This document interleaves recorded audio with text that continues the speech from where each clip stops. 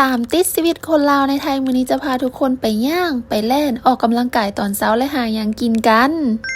ตอนนี้เป็นเวลา7:30ตอนเช้าลัดอยู่ที่สวนสาธารณะถนนราชพฤกษ์ถ้าใครอยู่ฝั่งทนก็อาจจะคุ้นเคยกับสวนนี้ดีบางคนก็อาจจะเคยมาแล่นมาย่างกันแล้วสวนแม่นตั้งอยู่ทั้งลุ่มของ BTS ตลาดภูอันนี้ลัดก็เป็นครั้งแรกที่ได้มาย่างสวนบ่ใหญ่บ่น้อยพอดีย่างทุกคนตอนเช้าคนบ่หลายแต่ตอนแลงคนแอบหลายนิดนึงถือว่าเพิ่นจัดสรรได้ดีจะมีโซนให้เล่นบาสเกตบอลมีโซนให้ย่างให้แล่นแล้วก็ให้เล่นสเก็ตบอร์ดนำย่างออกกำลังกายได้ประมาณเกือบ1ชั่วโมงกว่าๆแล้วก็รู้สึกว่าโอเคเริ่มหิวแล้วลัดก็เลยจะไปหาอย่างกินแถวๆนี้ที่จริงมีร้านก๋วยจั๊บร้านหนึ่งที่อยู่เขตวัดบางสะแกนอกที่ลัดอยากจะไปกินแต่ไปฮอดแล้วร้านเพิ่นปิดก็เลยจะซุ่มหาของกินแถวนี้เอาสวัสดีค่ะสแกนได้ไหมคะได้ค่ะอันนี้ขายยังไงคะ3 ใบ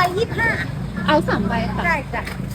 สแกนได้ไหมคะสแกนไม่ได้คือหาน้ำเต้าหู้บ่มีสแกนแต่ว่าป้าเพิ่นใจดีแฮงให้เฮาเอาน้ำเต้าหู้ไปก่อนแล้วค่อยกลับมาจ่ายเงินว่าซั่นแต่ด้วยความที่รัฐก็อยากจ่ายตอนนั้นให้มันแล้วเลยก็เลยจะไปซื้อปลาต้องโกแล้วก็สแกนค่าน้ำเต้าหู้ให้ป้าเพิ่นเลยเอาจริงๆพี่ๆป้าๆแถวนี้เพิ่นน่ารักนะทุกคนคนไทยใจดีเวอร์สรุปเช้านี้ก็ได้ของกินเต็มไม้เต็มมือบ่แน่ใจว่ามาแล่หรือมาหาของกิน